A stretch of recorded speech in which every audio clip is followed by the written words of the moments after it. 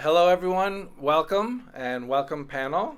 My name is Rob Mackay. I'm the director of the Queens Tourism Council, and I would first like to say thank you to LIC Partnership for giving me the chance to speak here. It's certainly an honor. They've told me that I get 1 minute, and so I hope that people are counting slowly. But I just want to tell a quick story that happened to me a couple weeks ago.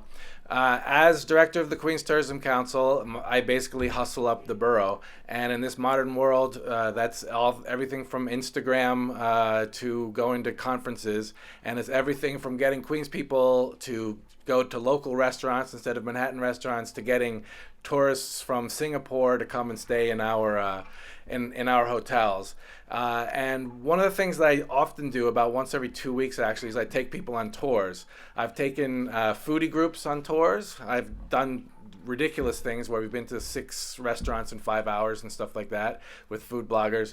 I took a tour of travel agents from Stockholm or from Sweden the other day, just so they would know when people come into their office, they would be able to tell what Queens is like.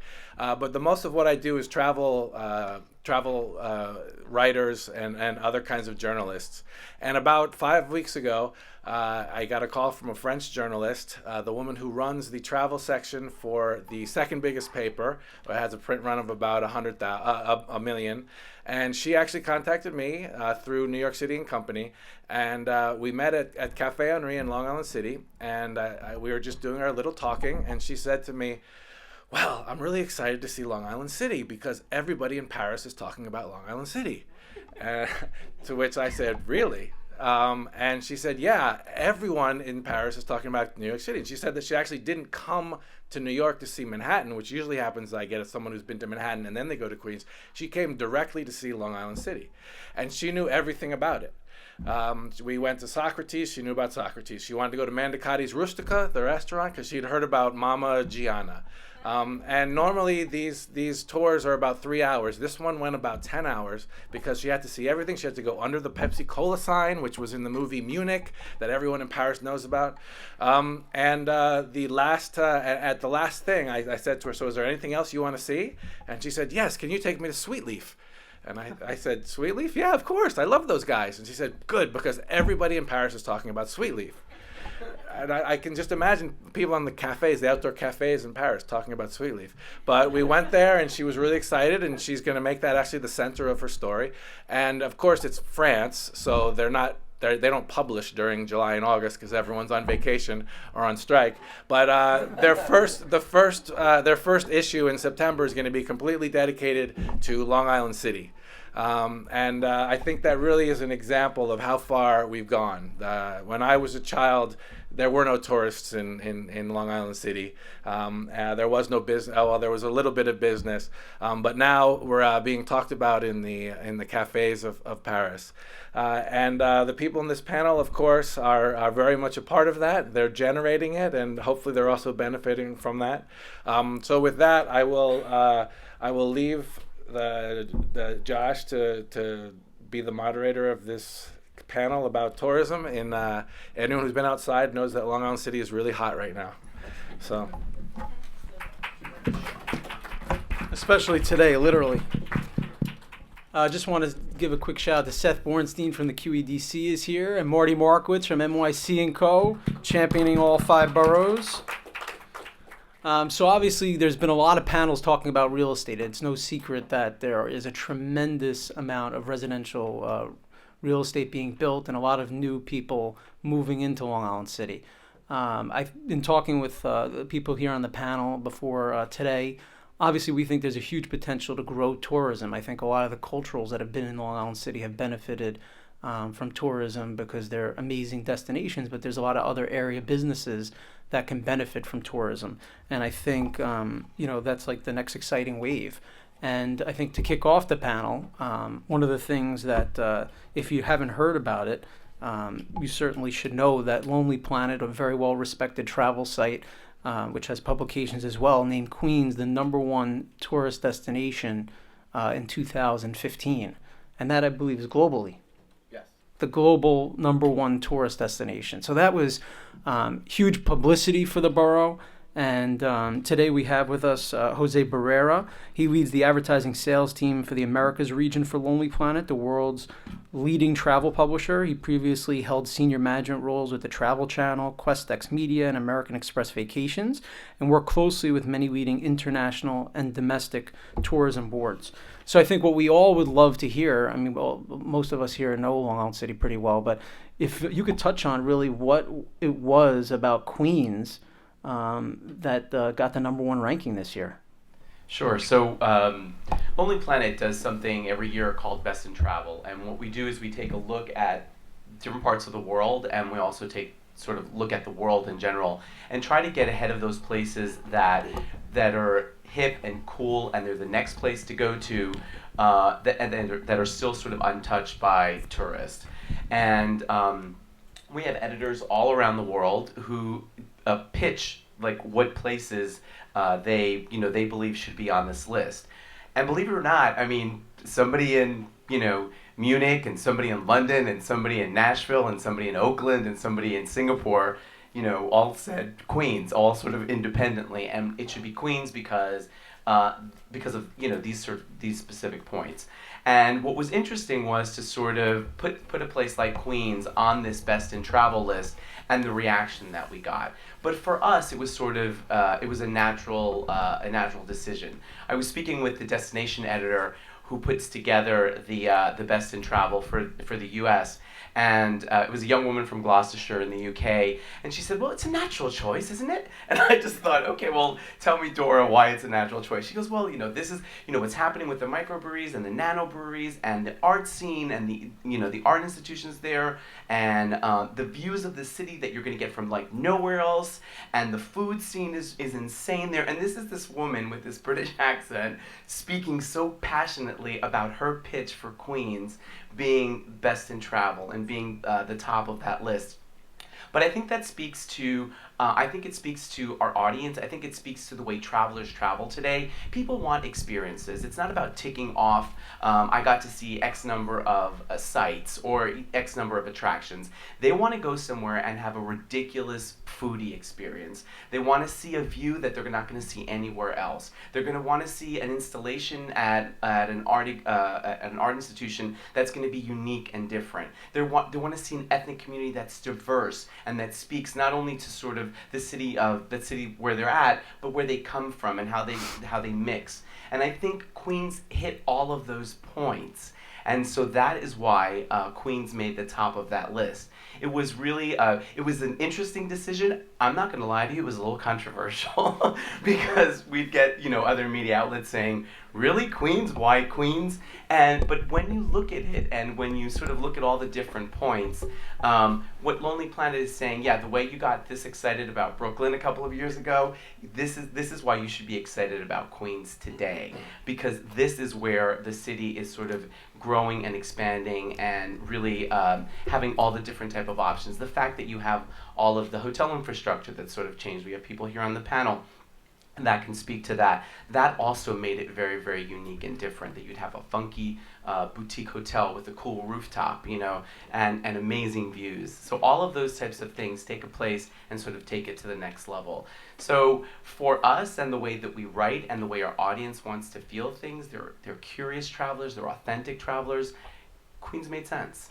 And I think the more you look at the borough, the more you look at the destination and the opportunities that it affords people, I think it's an easy choice. So just like the young woman from Gloucestershire is saying, "I don't understand what your question is. Queens, it makes total sense to me," and it did for us and for our audience. Well, we agree it's a no-brainer, of course. But you come from the marketing side of the business. I think one of the common themes that I had with each of the panelists that are up here is the businesses working together to be able to market themselves to tourists. But I don't know if you can give some advice just from being on the marketing side of the business of what you could offer to some of the institutions or smaller businesses to be able to get tourists through the doors. Yeah. So Josh, that's a huge point, because one of the things is you sort of put something on the map, but then people need to get here and people need to know how to walk around the destination, and people have to feel comfortable that this is a neighborhood I can walk around and I can find little nooks and crannies and explore. And so that's really, really important, that you have good resources for tourists, that you have the ability, that you have maps that maybe are provided by, by the Tourism Council themselves for the borough, or perhaps even by someone like LIC Partnership. So that type of stuff is really important. The fact that digitally you have all the right tools, that you have maybe apps that make it easy for people to get around. Our audience tends to be, sort of that millennial and sort of a little bit older. So those are people that are very digitally connected. They want to be able to know that that everything is, mapped, and that they can share what they're doing. They want to brag about it while they're here. They want to tag everything. So that's super important, that digitally all the institutions make sure that that's available, and that it's easily workable. Transportation is huge. I know the panel that was in here before spoke to that, but making sure that people can get around the borough easily and stay in the borough, so that if they want to go to Socrates, that they can spend some time there, but at the same time, if they want to get to Gantry, that they can get back and forth and know how to do that. And I'm going to be really honest, I don't know if all those resources exist today, because we've got a huge community online of, tens of millions of people who will say, they'll talk to one another, how did you get from here to here? Or how did you get from this restaurant to here? Like, we wanted to go eat here, but then we wanted the really cool sunset here. Was it easy to do that? Do I have to Uber it back and forth? Or is there an easier way to do that? What's public transport like? So those are the kinds of things I think that are important. But for institutions, make sure your content is online, it's relevant. If you're speaking to an audience that isn't English speaking, we as a brand write in English, so our audience is always going to be, is somebody that's going to speak and read and write English. So it's a little bit different for us, but if you're really focusing on the German market and that's important to you, then that's huge. If you're expanding into China and you want Chinese tourists here, your stuff better be in Mandarin. So I think that that's important to understand too. So making sure you have tons of resources, making sure they're digitally connected, and making sure that they have the opportunity to share it while they're on the ground. Well, sometimes certain marketing you can't put a dollar amount to, so we have to thank you for that designation of being number one. I said he should have been carried into this room for what they did for the borough, and I think it's just building on the momentum that we have. So the Sculpture Center needs no introduction, and we have with us Mary Cerruti, who's the director and chief curator. It's a non-collecting contemporary art museum. She relocated Sculpture Center from Manhattan after 50 years to a former trolley repair shop in LIC in 2001, and oversees an international exhibition program featuring emerging and established artists. Mary's also a board member at the LIC Partnership. So I think a big question, obviously, is, being based initially in Manhattan for 50 years, what was it that really made the decision to come to Long Island City in the first place? It's funny because I could echo so much of what you just said in the way that that decision came about, because to me it seemed obvious and natural and the best decision we could make, but it was a little controversial. Like, really? You're going to leave Manhattan?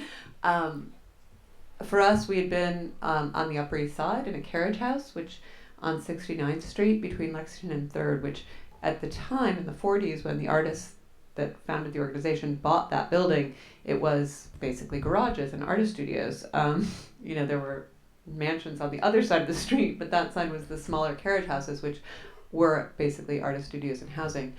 But of course, by the 90s, it was a very nice block of residential townhouses, and we had outgrown it, and there were lots of reasons why it seemed like it made sense to move.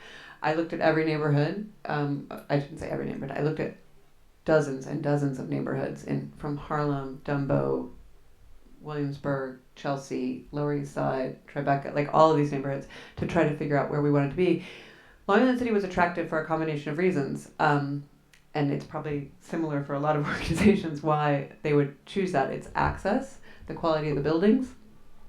For a sculpture exhibition space, big open spaces, column-free, which actually is not common anywhere, so we really got lucky. But big open spaces that have some volume, that's also near transit, because we depend, especially for us, a big part of our audience are artists and art professionals who don't have cars and drivers or take taxis even.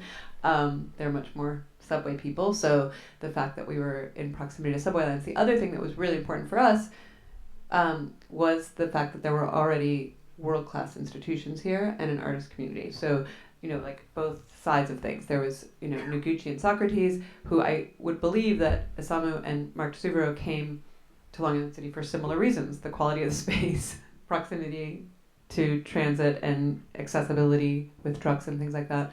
And PS1, obviously. So there was a nice group of organizations, so it was already on the map in terms of a visual art audience, which was our primary audience. Not so much the broader tourist audience, but the art audience knew about Long Island City. And then the other thing was the mixed use, because we also commission a lot of work. So we don't have actual artist studios in our building, but a lot of the work that we exhibit gets made on site. So the fact that there was a lumber yard on the corner and hardware stores and metal fabricators and all of these things that we could access quite easily, and bring trucks in and out with big crates, like that was helpful to us. Now, of course, it's 15 years later, and the neighborhood's a little different. There aren't so many lumber stores and hardware stores around anymore, but they're still there. They're still, they're still in proximity, and instead we have residential neighbors, which brings something else to us. Instead of being about production, it's now feeding the other side of what we do, which is audience. So it's nice to be in a neighborhood with people that stroll by and come, after work for an opening or something. I think that as things grow, we have to and as we grow as an organization and our visibility changes, we're thinking a little differently about those audiences and those broader audiences and those tourist audiences. One of the first things that happened when we moved was these other organizations that were already in Long Island City. MoMA had announced that they were merging with PS1 and opening a temporary facility here. And we banded together and formed the Long Island City Cultural Alliance, which has been a really important venture in terms of working together with the culturals I think we were the first to do a map of this area and try to give people that access and put restaurants on it. Now, of course, I think there are too many restaurants. We couldn't even possibly cover everything that's here anymore on a map and make it legible. And with time we've moved that online more and more. And I think that that kind of centralized website and marketing, and we work with Rob and others to get the word out and get people, inform people about how to get from one place to another. Socrates Sculpture Park has organized the LIC art bus so that people can actually get from institution to institution on a weekend. And I think we're continually talking to people about what what they need to get around and what their habits are. I think we as small organizations are not so it's not so natural to us to do all the surveying that I think bigger institutions do. But I think it's been really important for us to start to understand who that audience is, because for us it's definitely changing. Can you maybe touch on some of the feedback that you've seen, even just pulling out a few things? Well, I think that a lot of it is about figuring out how to get from one place to another. I don't have to tell anybody in this room that the streets are confusing here.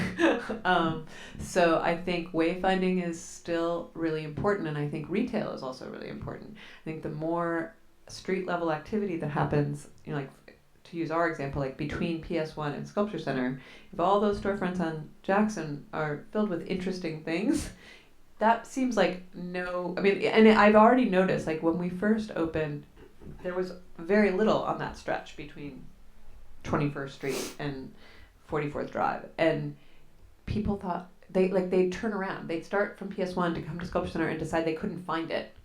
Like it was only another block, but I think they felt like they had been walking forever, although they'd only been 3 blocks, but it seemed like they were in the middle of nowhere and they couldn't possibly be going the right way, and they'd give up and leave. That doesn't happen anymore. People find us now.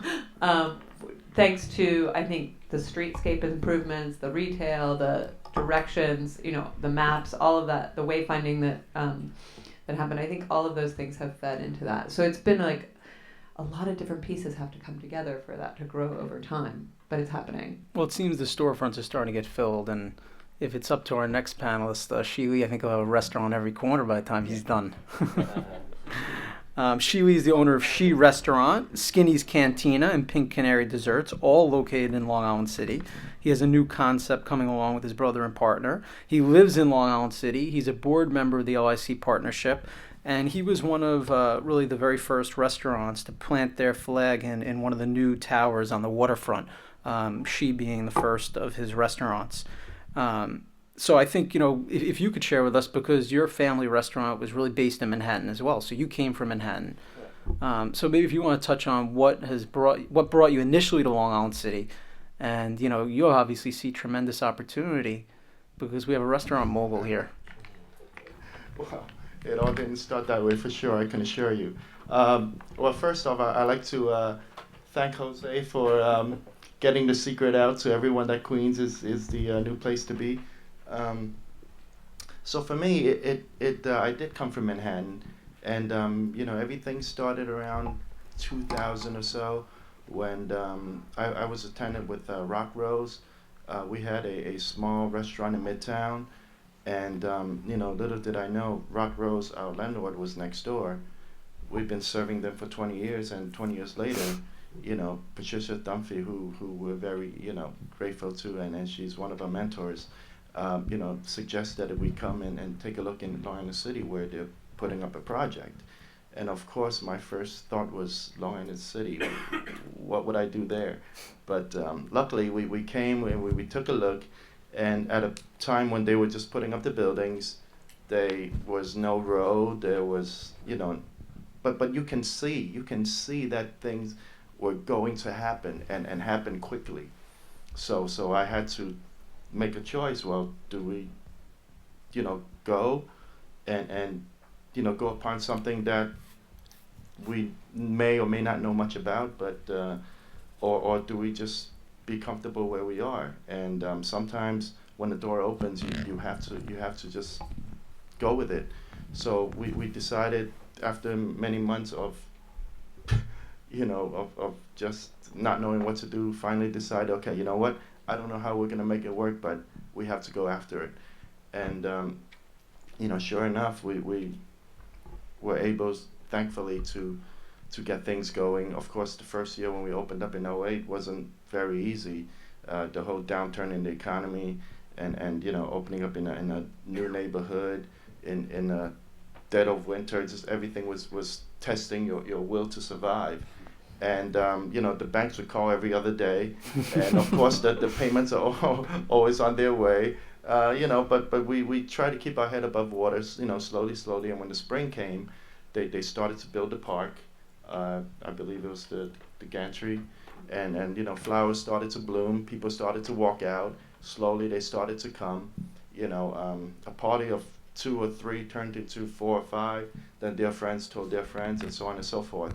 So it finally, we were able to brave the storm, so to speak. So thankfully that second year in '09, things started to turn around. In '10, we had the thought of possibly, doing something else in the neighborhood, something that wasn't around, which we did Skinny's a couple of years later. But before that, I was coming from Manhattan. And while I was building the restaurant, obviously being from Manhattan, you look at things differently. So, when I'm standing outside just thinking about things, people would walk by and wave, and I would look behind me to see if they were waving to somebody else because, in Manhattan you don't wave to strangers. It just doesn't happen, right? So and that kind of took me aback at first because what do these people want? It's my first reaction, and slowly you get to learn and realize that actually people here are friendly and they care. At first you didn't think it was genuine, but as you get to know them, and what really surprised me were the area businesses. After I opened, everyone came.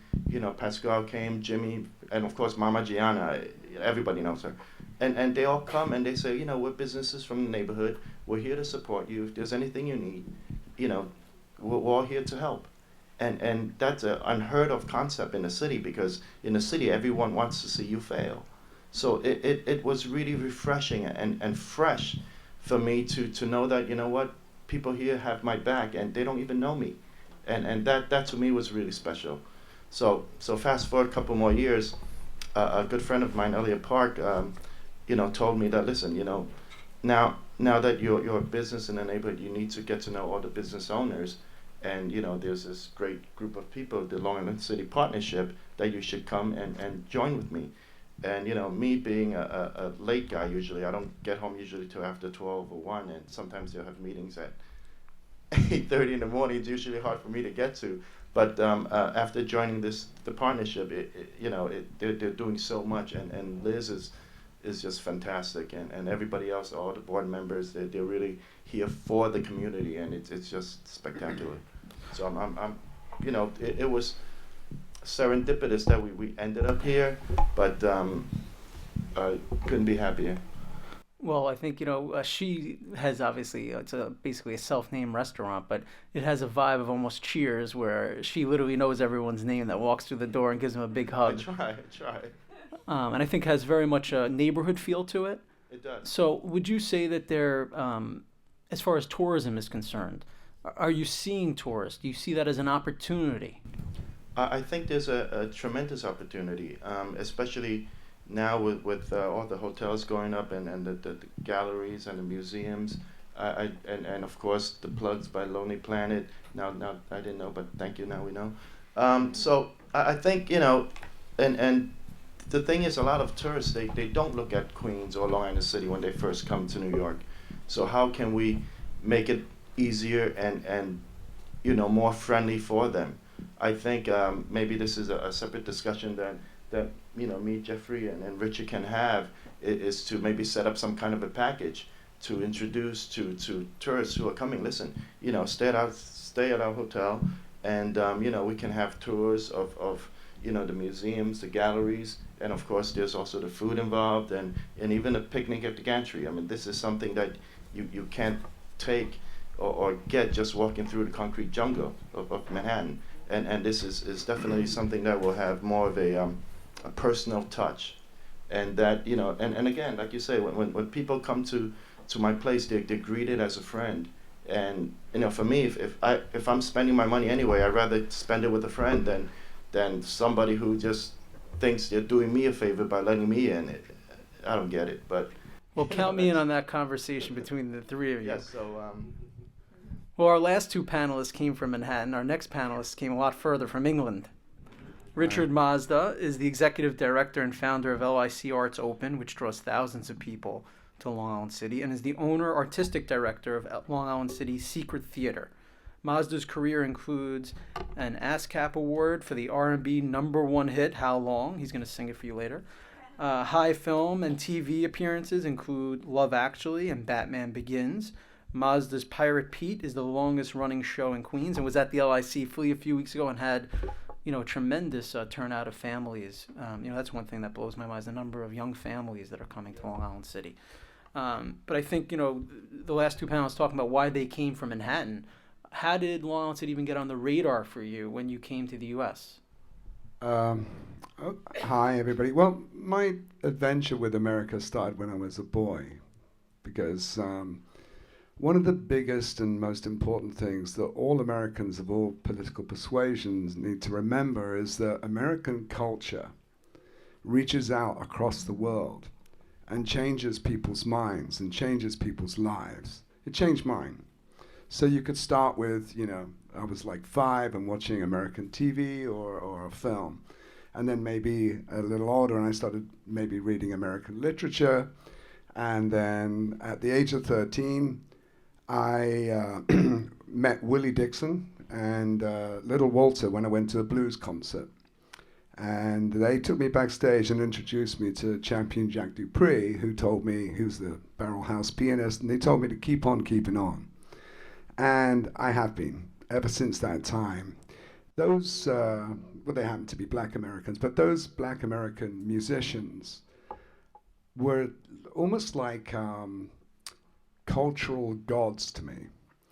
And I really cleaved to want to come here. I always did. So what happened, in short, is that I got into the music business. I flirted with being an actor when I was a teenager, and I did that for a while, which is now why I'm back in theatre. But I actually went into the music business. And my whole career was focused on, can I get over to America?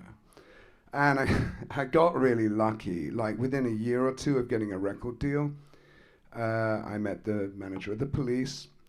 And from nowhere, I ended up being planted, believe it or not, in a mansion in Los Angeles. And I can tell you the exact moment. What happened was I was flown over by a rock and roll manager, and he said, come stay, learn about America, and I want to show you what you could do with the British New Wave here, because the New Wave in music had not happened. And I literally, it sounds corny, and it will be a film one day, no doubt, but I stood on the top of a mountain. It's called Lookout Mountain in California, in Laurel Canyon. And I looked out across LA, and I thought, this is where I'm supposed to be. Because American culture is actually the leading culture across the world globally. There are many great cultures, but American culture is the one that reaches into so many pockets in the world. Then if you fast forward, I had a long different career in the music business, back and forwards. I got really, really lucky when my wife was offered a job. She worked for the Conran shop in London, and they asked her to come here to manage the, unfortunately, now defunct Conran shop on First Avenue. And that was First Avenue 59th. And we thought, well, why do we need to live in Manhattan? Or why do we need to live anywhere other than Queens? Because she likes taking buses. So it was very convenient to go to work on a bus. And we just used to go along Queens Boulevard, and she would get off at, 59th. Also, I wanted to bring my daughter here to go to school, and I was looking for a performing arts high school. And of course, Frank Sinatra in those days was, I suppose it's still Long Island City, but then it was on Thompson Avenue. So we had everything we needed in Queens. I guess thirdly, I'm older and I don't see the need to live in the center of a place. And perhaps the most important factor was that I was taking the train one day. I saw 5 Points and I immediately got off the train. And I walked back past that graffiti building and I looked around what was still a little bit bleak. I mean, I think the Sculpture Center was here and PS1 was here, but there was a lot of stuff not here.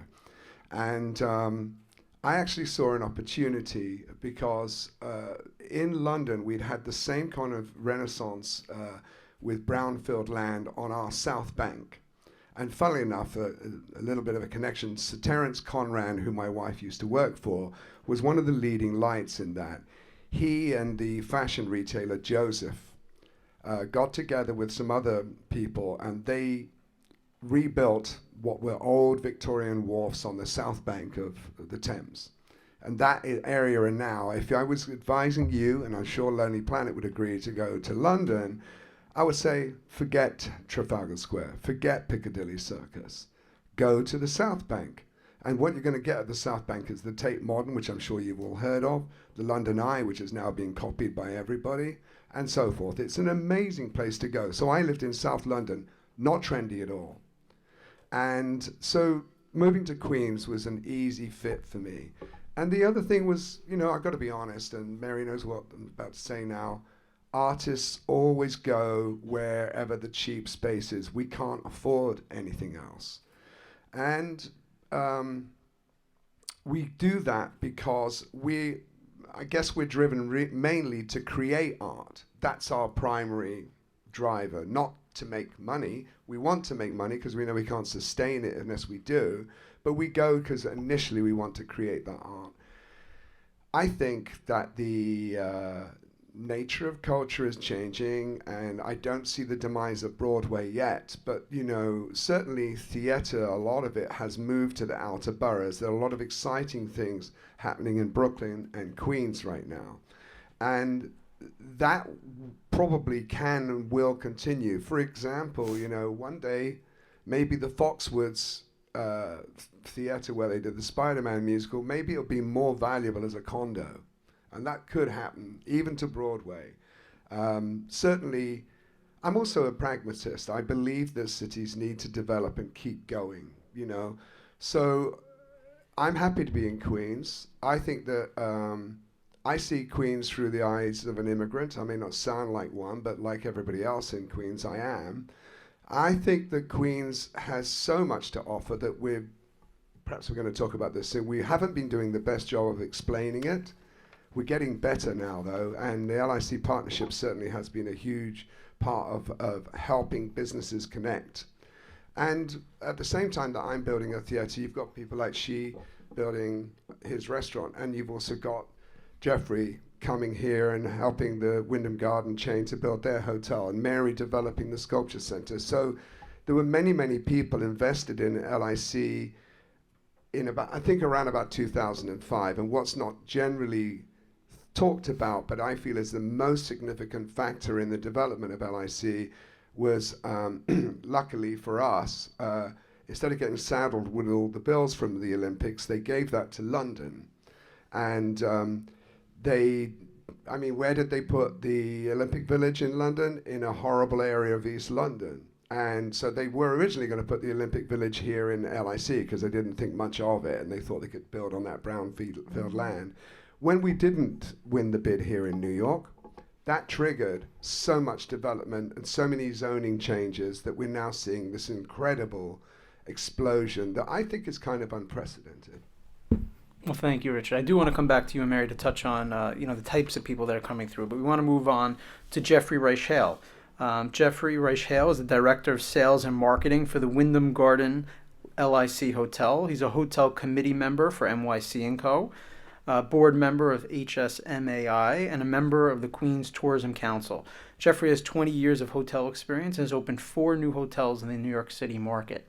So, I know that they touched earlier on the day on just the sheer number of hotels that are now open in Long Island City, but that number is due to double, which is really amazing.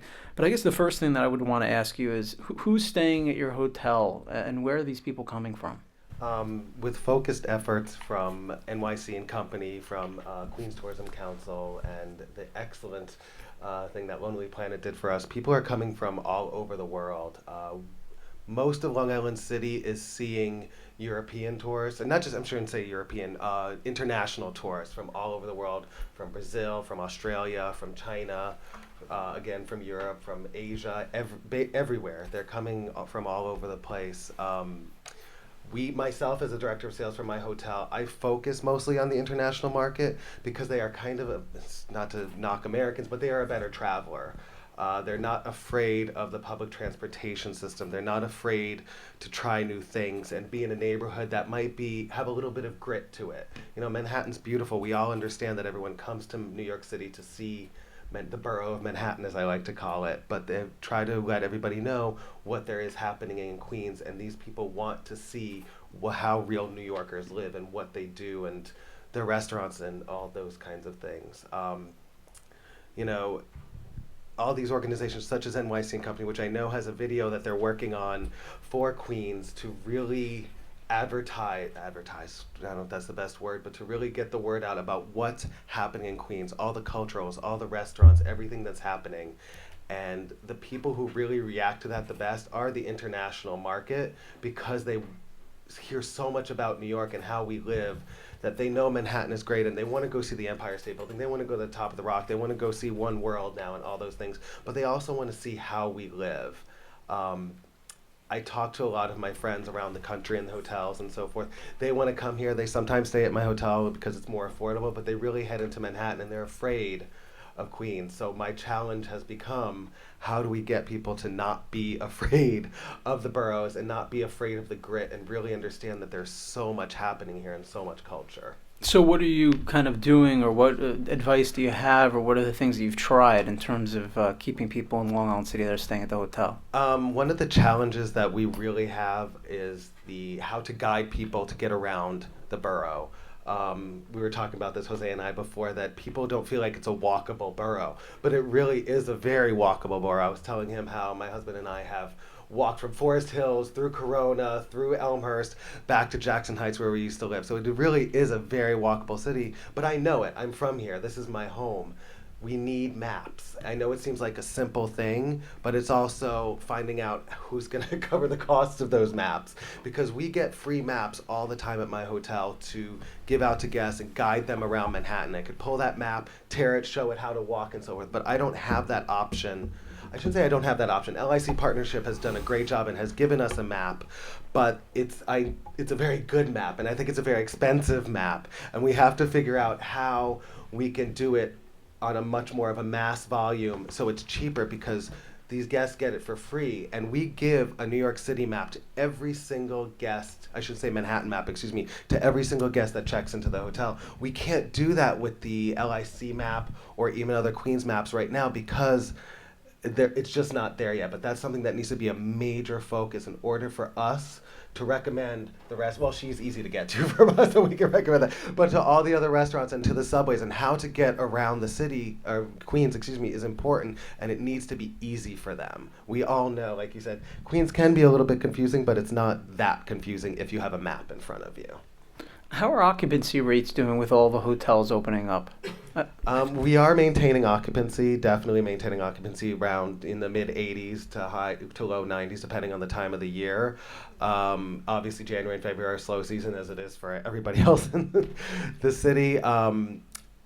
With the influx of inventory, we've seen occupancy not go down so much, again, because of the amazing efforts between QTC, NYC, and company of still bringing tourists here, but rates have come down a slight bit. We are also competing, I see myself competing with downtown Manhattan a lot now with group business and so forth, where my rates are getting beaten because there's such an influx of inventory. It will be affected. I don't think occupancy rates will be affected as long as the efforts to keep selling and marketing the boroughs and New York City altogether keep happening. What is going to be affected a bit are rates, because people are bargain shopping more and more now. And that is one of the reasons they do come to the boroughs between Brooklyn and Queens, because they see it's easy access and they could save money and have more money to spend. But the thing is, they're spending it only in Manhattan right now, and my efforts are to try to get them to spend more money in Queens. I guess, my last question is, I guess you're feeling some rate pressure, you're saying, but do you think it's speculation with doubling the number of hotels, or do you think it's people that are sophisticated that are planning more hotels? Wait, say that again. I'm sorry. So in Liz's announcement earlier today, she said that there are about 26 hotels, I think, in Long Island City. Correct. Yeah, Borough just got there. But that it's supposed to go past 50, the number of hotels in Long Island City. I know right now under construction that are under construction are about 5 or 6 hotels, but there is a lot on the plans when we get the list from NYC and company of what's kind of in the works. But those are several years down the line. It's going to affect us, absolutely. It's going to affect everybody. It's going to affect Brooklyn. It's going to affect Queens. It's going to affect Manhattan. What we need to do is keep marketing ourselves to keep bringing more and more people here. Of course, then our infrastructure, which was in the transportation before, needs to improve, because if you keep bringing people here, they're going to stop coming here if it's not easy for them to get around. Sure. Well, I think it's a common theme, how we can all band together to support one another. I guess, one last thing that I didn't touch on with Mary or Richard is just the types of people that are coming. If you can just touch on that. You did ask me that, and I think I didn't properly answer it. Our audience is, we may not be, each of the cultures is probably different. So if you asked each of us, we'd have a different profile. We have I think about 35% of our audience comes from out of town. So, but they're not, and they're tourists, but they tend to be cultural tourists. So they're artists and professionals or collectors or people who have a genuine interest in contemporary art, who have sought out the Sculpture Center and some other organization, PS1, who are specifically they're here to look at art. That's why they come to New York City. They also tend to not have that much money, so the budget hotels are actually really good for them. We also, the other thing I wanted, so that's sort of who's coming to us. I think Noguchi, also has a very international audience because of, that their reputation. Socrates, I think a big part of their audience is community, is local. They get people from all parts of New York and from all over the country and the world, I am sure. I don't know what the numbers are, but I think a big part of their audience, because they are a park and it's, part of the fabric of the neighborhood, they get a different crowd. And I think that's actually something that we should talk about too, it's not exactly tourism, but that local tourism. Like the people, now that we have all of these residents in the neighborhood, and Long Island City is so big, it's only, I feel like we're only getting to the point where the people in the towers on the water actually know that there's something in Court Square. or that there's enough in between that they would walk that far. So I think, and she is going to spread a restaurant every block so that they'll, he's going to leave the breadcrumb trail for us. But I guess I would, I'll let Richard talk about his audience, but I think one of the things that I think is important to talk about is this kind of packaging, because it's natural for the culturals to band together and market cultural organizations, but in the end, I think your average person coming to Long Island City doesn't want to go to 6 cultural organizations. They want to go to 1 or 2 and have lunch and maybe do a little shopping or sit in the park. So I think like this idea of having a picnic at the waterfront after you've been to look at some art, and then doing something else and going to the theater, like mixing up those things so that we're packaging it as different kinds of activities is going to be really important, that we're going to have to cross our business interactions more. We just have like another minute because I want to try to get, if anyone wants to ask questions to you. So Richard, if you just for a minute tell us. Yeah, audience-wise, it's kind of interesting because I know the metrics for my children's shows, and of course you don't ask every person that comes to a theater, where they've come from. But what I can say about the children's shows is that we're actually serving a need to Queens. There's one of the services I use, I can see that the heat is concentrated from Sunnyside through to Forest Hills. So in terms of families coming to the Secret Theatre, they will come for the children's show, but that heat spreads into Midtown. And I feel that I sort of won the battle that I've been fighting for 10 years about, it's really easy to get to. And for those of you who are wondering, yes, I called it The Secret as a kind of ironic pun about the fact that nobody ever knew where LIC was, that they would moan at me forever about, they still do. There's more subway lines here than there are in many parts of Brooklyn, but they complain about how difficult it is. It's not difficult. It's just the first time they came, And I got to give big props to Marty Markovitz, actually. Thank you. So you're my hero for the way that you promoted Brooklyn. And in some ways, I feel that we've not had the same approach to get these international visitors here. We need to do a much better job of explaining what Queens is about. So in terms of the audience, the adult audience, like Mary says, maybe she serves more of the artistic community, but we've seen at PS1 that the warm-up attracts exactly the same hipsters that go to these big Brooklyn events, right? So that proves that the hipsters will come here. You just got to give them what they want. A $200,000 international DJ right, do the trick every exactly. time. And then, in terms of theater, what most off-Broadway theater is supported by other theater artists and real theater lovers. Because if you go to a Broadway opening, you're like, who are these people? They don't come to my theater, but then maybe I don't go to theirs, or not very often. Well, what's interesting, what you said, though, is that you adapted your programming based on the community, right? You got into children's programming. Yeah, I didn't. So, I have a children's theater program, teaching drama too, and didn't really want to do that at first because a lot of theater artists were like, oh, children's theater. They feel like somehow they failed, I didn't make it to Broadway, so now I'm doing children's theater. But actually, working with children has become incredibly important to me, and providing services to children in terms of good shows, which, by the way, there was nothing in this entire borough of Queens, no children's shows. How is that possible in a borough Stop of giving everybody ideas. There's No. a lot of children. So, I think that there's a message there for every single person involved in tourism and culture is provide what they need. Sure. And then you get what Mary called, I think, local tourism. it is local tourism because people from Forest Hills, people from Maspeth, they weren't coming to Long Island City. They were not coming here. And we're not going there yet. They need to do more to make us go to Maspeth or Forest Hills. But, that's great. And we welcome them. But the challenge now is internationally.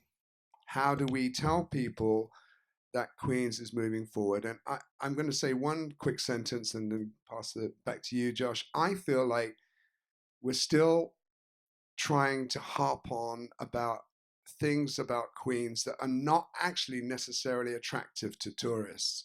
The fact that we're the most diverse borough in the country with all these languages, it's something to be proud of and it's something to celebrate. It's not really a selling point to somebody else. That, somebody from India isn't going to come to Jackson Heights purely because there are Indian restaurants. They might actually, if I was an Indian tourist, I'd be far more interested in going to She's restaurant. It's not about pushing the fact that we are the most diverse borough. To me, that's slightly odd conversation. We haven't found the catchphrase for promoting Queens yet, not the real one for the whole future. We're transitioning from an older idea of Queens as a dormitory borough.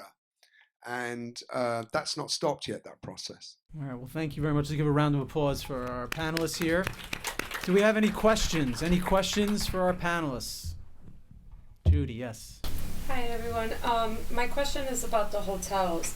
You know how Brooklyn right now is like the art borough. And with all these hotels... Dispute that. I dispute that it's the art borough, but go ahead. But meaning to say, like, you're saying catchphrase, right? So with all of these hotels coming up in the borough of Queens, will we be looking at it as, what would be the catchphrase? Why are all of these hotels coming here? I mean, 50 hotels, that's a lot in such a small period of time. It's got to be a reason for it.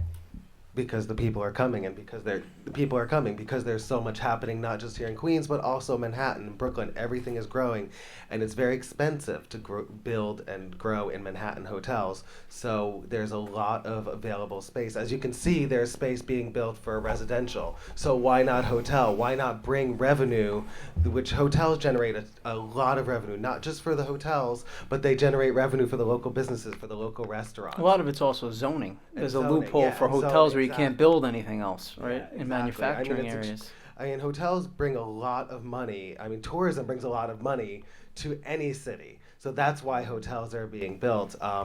Is there going to be a point where there's an excess of them? I think there might be. I don't know what that number is. I really have no idea. But the reason to build them is because people are coming, and people still want to come to New York City. It's the #1 tourist destination in the world. Everybody in the entire world wants to be here. You can't put them all in Manhattan. Why not take some of that share and put it here and bring money not just to the pockets of the owners of the hotels, but to the restaurants, to the culturals, to everybody? That's why. I was just going to say the other thing that really puts Queens on the map, especially as a borough, is the diversity of the hotel offering here. So you've got hostels, you've got world-class brands like Wyndham that are respected and people will know around the world because there are loyalty programs. But then you've also got independent properties, and that doesn't happen a lot in the area, in a particular area outside of the main city. The diversity of hotel offering in Queens is really remarkable.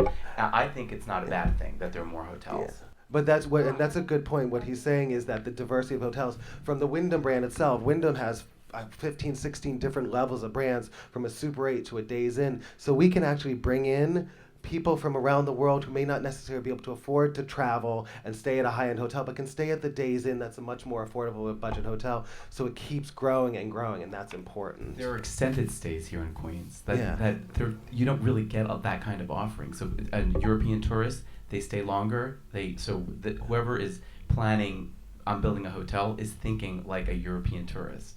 So whoever that person is, they're doing the right thing. They're building hotels that are extended stay, and people can stay and they're in an apartment. So it's actually really kind of cool what's happened here on the hotel scene. Do you see the hotels like creating these spaces where that's going to attract more tourism, not just it being a hotel, but creating an experience to get more? There- think each brand is different. Like I think people have different ways of what they do as a brand. So for some people, they're just gonna want somebody to stay, 10 nights in a row, and that's easy. For a brand like Wyndham or another international brand, they might do things that are more community related, or they might get the tourists to spend time with I one think the another. Paper Factory is an example of what you're talking about. I think the Paper Factory Hotel is, I mean, that's a really ballsy project because they put a lot of money into it. And I guess the Ravel, the Z, The these Z are the Hotel. things that Jose was talking about. And they're creating, those are the Wyndham Hotel is not going to create an experience.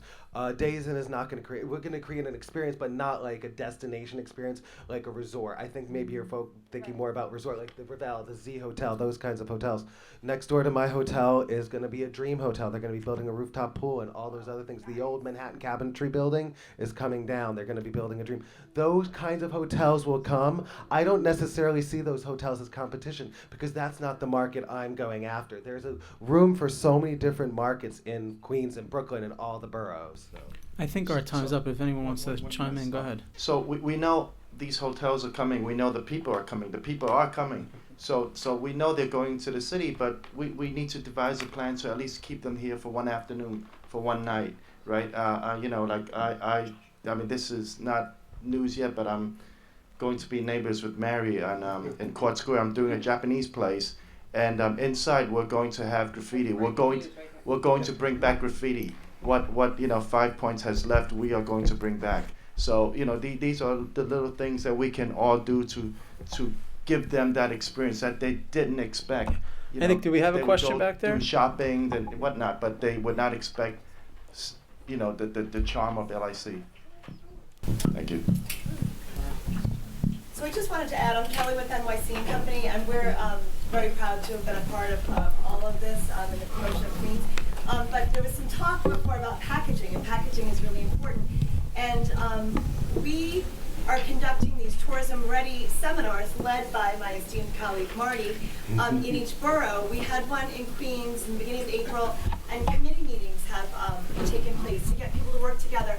And it is specifically to package together and sell to the international tour operator, because the international visitor makes up 20% of the visitors, but 50% of the spend here. So the next committee meeting will actually be here at MOMI. I think it's on July 21. We'll send information so you guys can disseminate it, and anyone can jump on board now still. Terrific. Just to learn, and kind of work better together. Josh, thank You you. want to say Josh, if I something? may, there was one idea that I haven't heard, and I wasn't able to attend the transportation thing, but I think that the entire city needs the MTA to think new I'm going to give you an thoughts. op-ed space, my peer. I know, but in terms of tourism, the problem we do have is connection between all the different parts of LIC. The MTA, have they ever looked at like a bus that just stays in LIC? It doesn't have to be a long route that goes somewhere else. Maybe it just goes round. Have they ever thought about buying a jitney? These are the sort of things that if I get to speak to Carmen LeBianco again, I will ask him that. Mary just wanted to give one last statement here. I just wanted to kind of, I think it relates to tourism in the fact that this issue of like if people want to stay in Long Island City, it's partly because like to have a charming place is not a place that's all hotels and some high-rise residential towers, but we have to make sure, as we talked about zoning, that there are spaces for all kinds of uses, which include manufacturing, but also artist studios. I think the mayor's affordable housing plan has designated artist studio or artist housing as one of the affordable categories, but studio space is also a crisis in the city. We're not going to have any artists in New York City at all, let alone in Long Island City, if we don't deal with that zoning issue. And since the summit is about the future of Long Island City, and I think the partnership is, very much for this idea of a mixed-use community, and I think we can be, we have sort of a great grounding and foundation in terms of mixed use that's I think unusual for the city. I think it's one of it's a strength of this area. I think it makes it attractive to tourists, but it's not so attractive if nobody lives here and nobody's working in this neighborhood. It's like it becomes like nobody wants to go to just a tourist place. Well, let's get out there, so network, and get a hold of some of those let's people do from it. the Okay. city. Yeah, Mary. Thank you so much, everybody.